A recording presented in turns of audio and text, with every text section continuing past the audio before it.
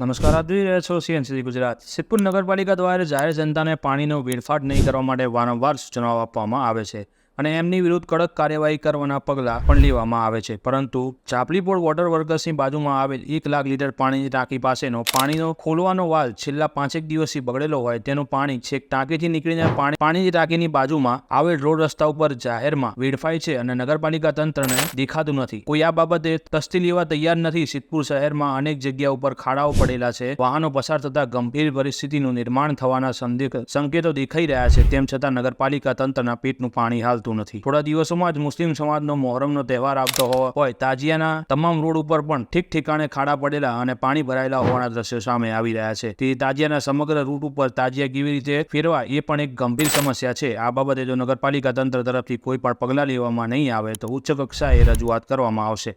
Reporter Dhruv Kumar Dave, Siddhpur.